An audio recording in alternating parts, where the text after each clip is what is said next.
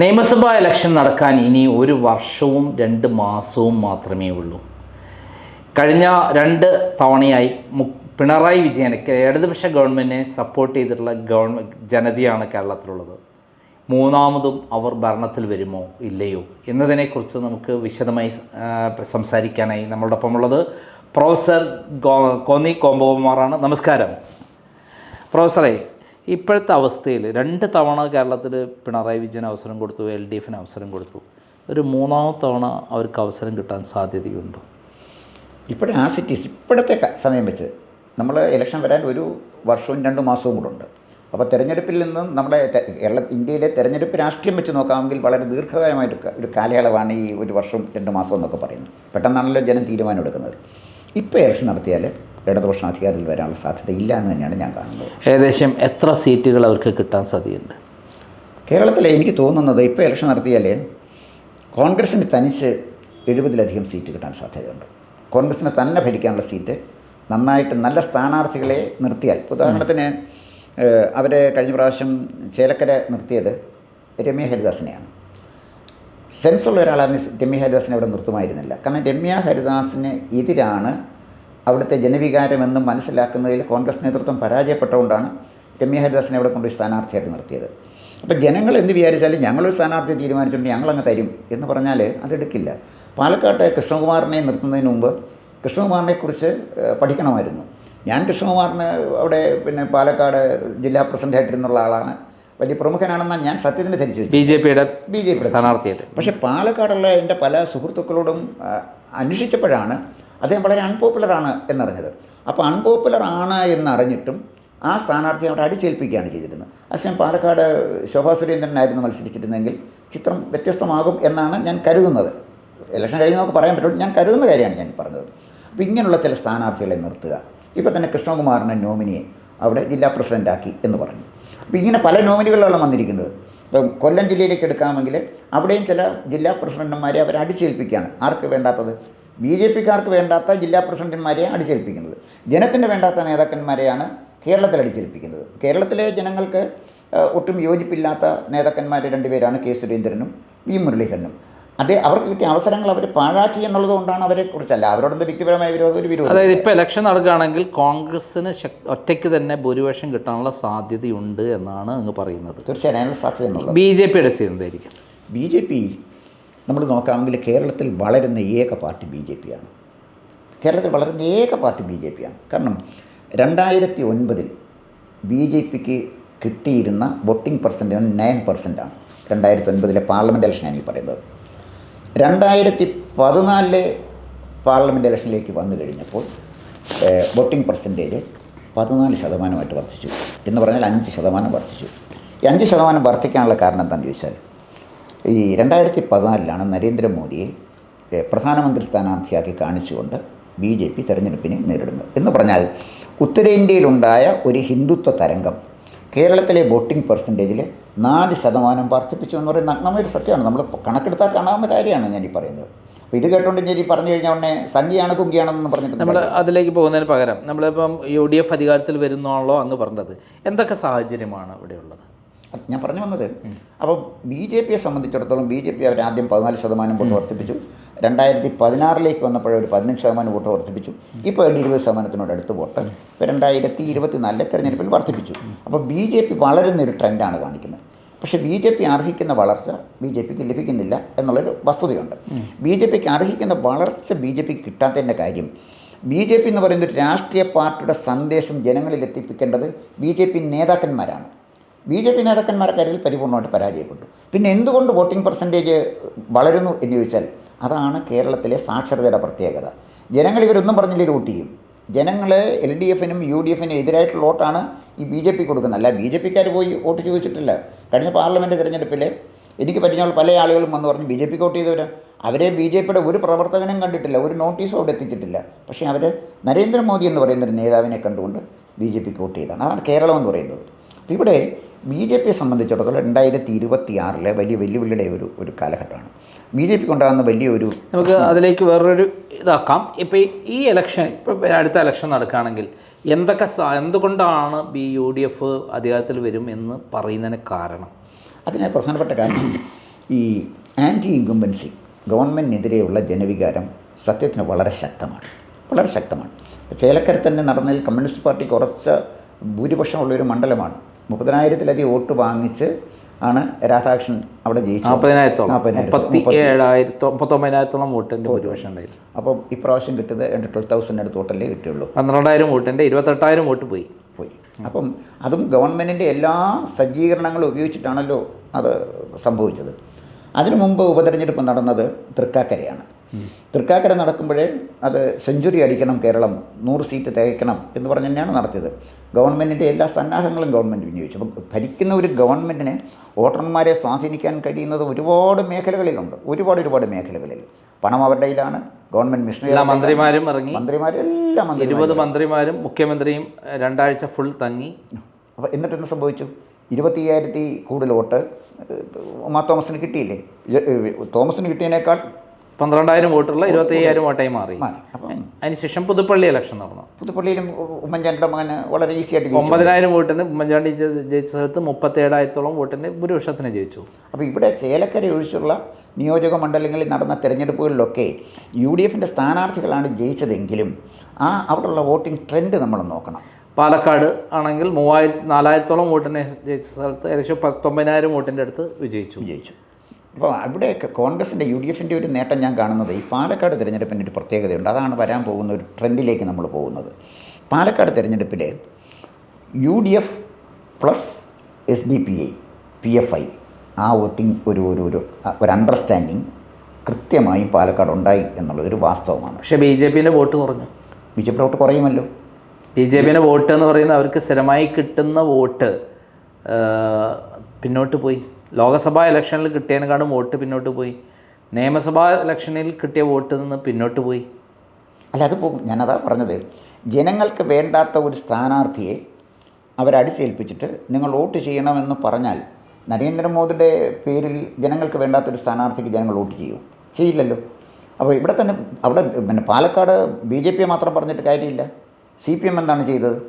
തലേ ദിവസം വരെ കോൺഗ്രസിൻ്റെ സ്ഥാനാർത്ഥി, കോൺഗ്രസിൻ്റെ നേതാവായിട്ട് നിന്ന സരിന് കോൺഗ്രസിൻ്റെ രാജാവ് വെച്ച് കഴിഞ്ഞപ്പോൾ ഒറ്റ രാത്രി കൊണ്ട് അദ്ദേഹം വിപ്ലവം സംബന്ധിച്ചു. അതിലുപരിയായിട്ടുള്ള ഒരു കാര്യമില്ലേ? അതായത് BJP CPMനെ സഹായിക്കുന്നു, പിണറായി വിജയനെ എല്ലാ തരത്തിലും സഹായിക്കുന്നു എന്നുള്ള ഒരു ട്രെൻഡ് ഇല്ലേ? അതിൽ കൂടെ BJP പ്രവർത്തകർ പോലും മാറി ചിന്തിക്കുന്ന ഒരു അവസ്ഥയില്ലേ കേരളത്തിൽ? അതും വരാം. കാരണം വെച്ചാൽ BJP പിന്നെ LDF ഗവൺമെൻറ്റിന് അല്ലെങ്കിൽ പിണറായി വിജയനെ സഹായിക്കുന്നു എന്നൊരു ആരോപണം വളരെ ശക്തമായുണ്ട്. അതിന് തെളിവുകളായി പല കാര്യങ്ങളെ ചൂണ്ടിക്കാണിക്കുന്നുണ്ട്. അതെല്ലാം സത്യമാണ്.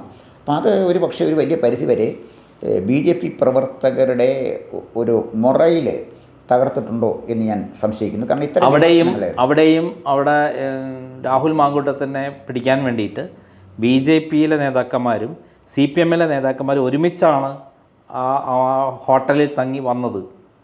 രാഹുൽ മാങ്കൂട്ടത്തിന് അത് സന്ദീപ് വാര്യരാണോ അതോ രാഹുൽ മാങ്കൂട്ടത്തിന് ഫണ്ട് വന്നു എന്ന് പറഞ്ഞുകൊണ്ട് സന്ദീപ് വാര്യർ പിന്നെ രാജിവെച്ച് പറഞ്ഞല്ലേ.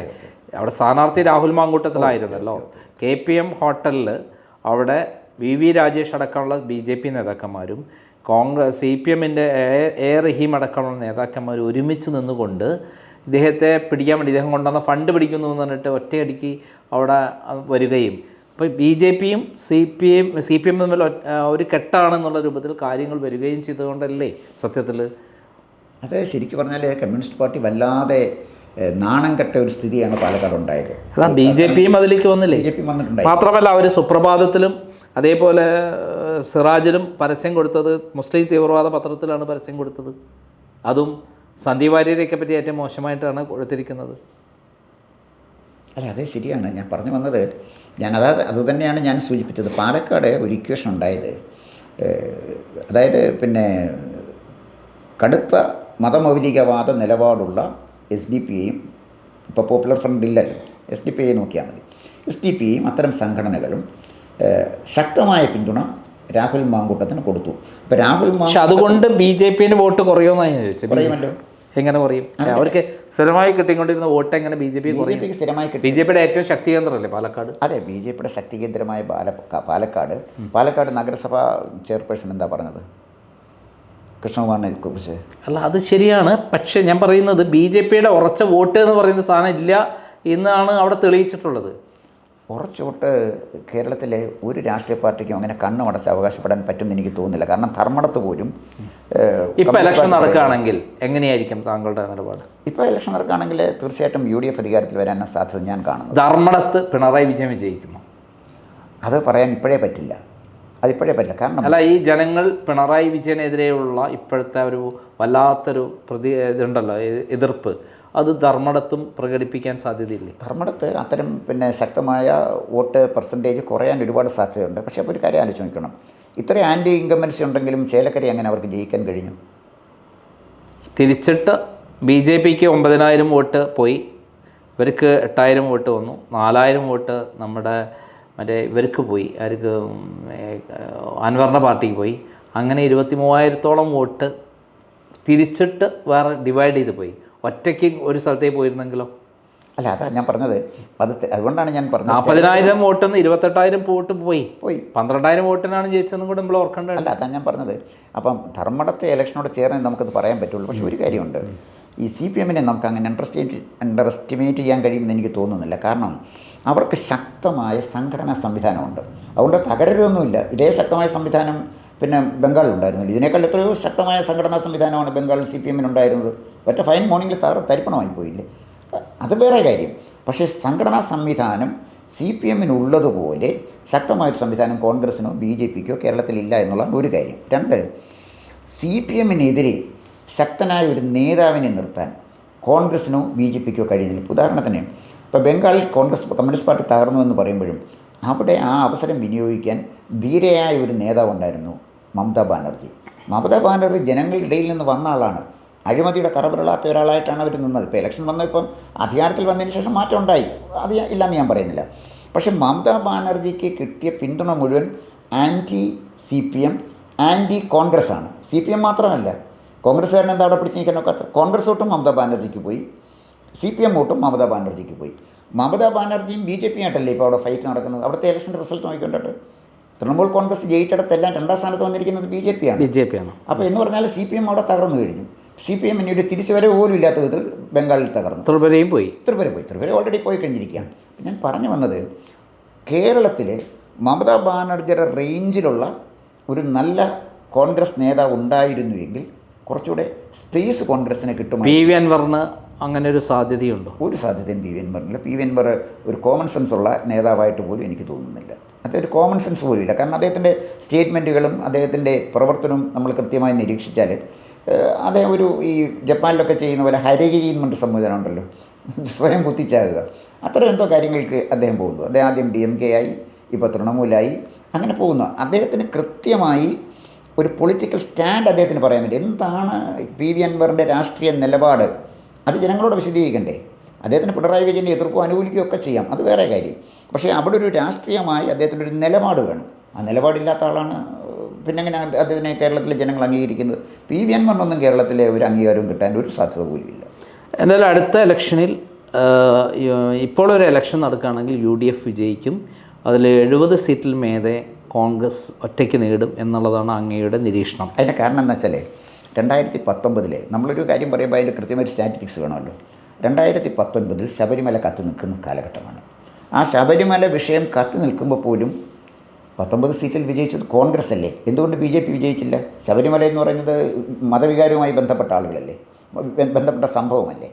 BJP അത്യാവശ്യം ശബരിമല ഭക്തന്മാരുടെയും അല്ലെങ്കിൽ ഹിന്ദു മതവിശ്വാസികളുടെയും ഒരു രാഷ്ട്രീയ പാർട്ടിയാണല്ലോ പ്രധാനമായിട്ട്. എല്ലാവരും ഉണ്ട്, അതില്ലെന്ന് ഞാനൊന്നും പറയുന്നില്ല. പക്ഷേ എന്തുകൊണ്ട് BJPക്ക് ഒരു സീറ്റ് പോലും നേടാൻ കഴിഞ്ഞില്ല? ഈവൻ ശബരിമല ക്ഷേത്രം നിൽക്കുന്ന പത്തനംതിട്ട ജില്ലയിൽ പോലും BJPക്ക് എന്തുകൊണ്ട് K. സുരേന്ദ്രന് ജയിക്കാൻ കഴിഞ്ഞില്ല? അത് പരിശോധിക്കണ്ടേ? അവിടെ എന്താ വെച്ചാൽ ഒരു വോട്ടർ ഒരു സമ്മതിദായകനെ വോട്ട് ചെയ്യുമ്പോൾ അയാൾ ആദ്യം വോട്ട് ചെയ്യുന്നത് തൻ്റെ പ്രതിയോഗിക്കെതിരെ ജയിക്കാൻ സാധ്യതയുള്ള ആളിനാണ്. കോൺഗ്രസ്സിനല്ല ഈ വോട്ട് കിട്ടിയത്. CPM-ന് വോട്ട് കൊടുത്താൽ BJPക്ക് വോട്ട് കൊടുത്താൽ CPM ആയിരിക്കും ജയിക്കുന്നത്. അതാണ് കേരളത്തിലെ ജനങ്ങൾ അത്ര ബുദ്ധിമാന്മാരാണ്.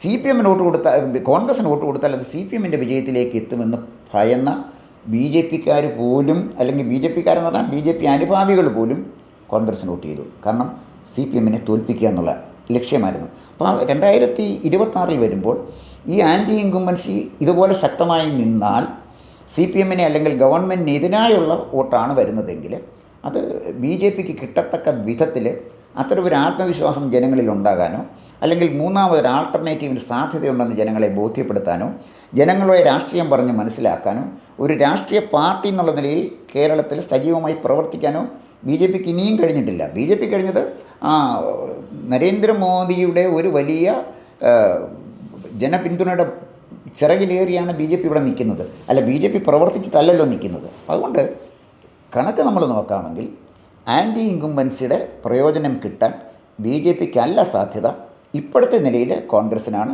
BJPക്ക് അത് നേടിയെടുക്കണമെങ്കിൽ BJP ശ്രമിച്ചാൽ ഒരു പക്ഷേ 5-10 സീറ്റിൽ അവർക്ക് ജയിക്കാൻ പറ്റും. പക്ഷേ അതിന് കഴിവുള്ള നേതാക്കന്മാരും അത് ജനങ്ങളിൽ എത്തിക്കാൻ കഴിയുന്ന ആളുകളും ഉണ്ടെങ്കിൽ മാത്രമേ പറ്റുള്ളൂ. ഇപ്പോഴത്തെ സാഹചര്യത്തിൽ UDFനാണ് മുൻകൈ ഞാൻ കാണുന്നത്.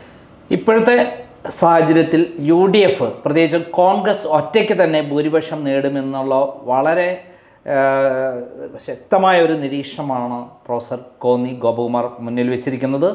അങ്ങനെ തന്നെയാണ് എനിക്കും തോന്നിയിട്ടുള്ളത്. നന്ദി, നമസ്കാരം.